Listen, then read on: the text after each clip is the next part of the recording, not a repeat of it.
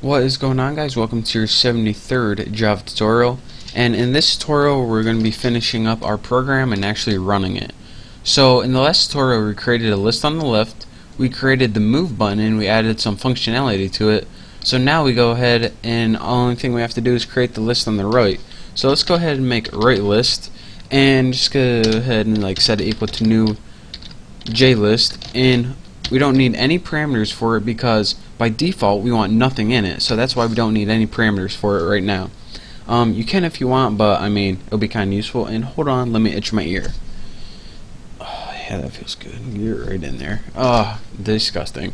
So now what we need to do is, since we have nothing in our list by default, then it's not even going to appear on the screen by default, since it doesn't have anything in it.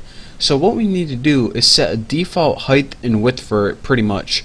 So let's go ahead and see what do we put up here for 3. Okay, what we need to do is first take that right list, and to make sure it appears on the screen by default, what we need to do first is get out of my way, set visible row count. And I'm going to set this equal to 3 because our other one was set to 3 and I just want some consistency. So next I'm going to take that right list, and we need to set a fixed cell height and width. So set fixed cell, let's do width first. That only makes sense. We'll set a width of like 100 and do the same thing for height. Right list, set fixed, crap, my default thing, height, and we'll set this equal to like 15 or something like that. And this should be enough to hold our values. If it's not, we'll go back and tweak it a little bit, but oh well. And the last thing we have to do aside from this is take that right list, and we need to set the selection mode like before. So set selection, probably can copy this from up there, but too lazy to. Set the selection mode. Make sure I didn't write get selection mode. And what this is going to do, list selection model dot, and we're going to write, wow, how convenient is that, multiple interval selection. So then once I type right list and type this right, what this is going to do is allow you to select multiple items from the right hand side, and I know you guys can't see that. Multiple interval selection, so just like that. Now that we have our right list made, the only thing we need to do is add it to the screen. So let's go ahead and add new J scroll pane. So we want a scroll bar in this one too. Right list. So now we have everything added to our screen, and our program is basically built right here. So let's go ahead and in our main, I already have this stuff from the last tutorials. Let's go ahead and run this and see what we got.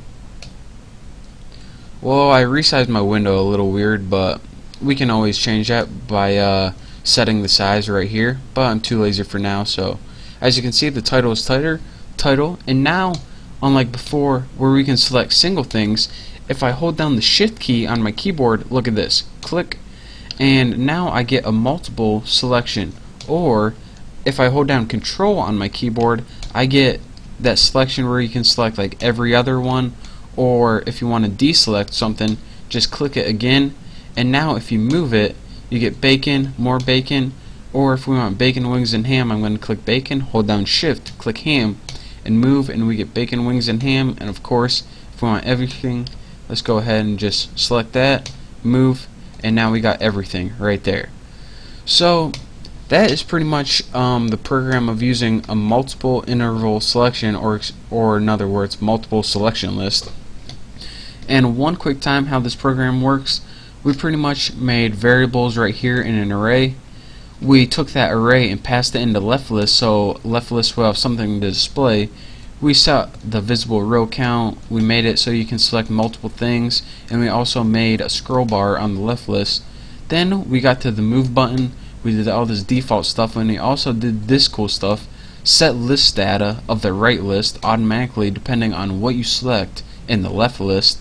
That's why whenever we click move, it first looked what we selected in the left list, and depending on what we selected, that's what it put in the right list. So this is how you do that using setListData in the getSelectedValues method. We added that button to the screen, and then what we did is we made a new right list that was empty by default, and since it was empty by default, it wouldn't display if we didn't give it a height and width. And now we made that list so you could select multiple things in it even though you didn't really need to. And last but not least, we added the right to the screen, so everything was added to the screen and it was good to go and it was good to run. So that is our final program using multiple selection lists. I hope you guys enjoyed it. Oh, I got the hiccups now. So thank you guys for watching. Don't forget to subscribe, and I will see you next tutorial.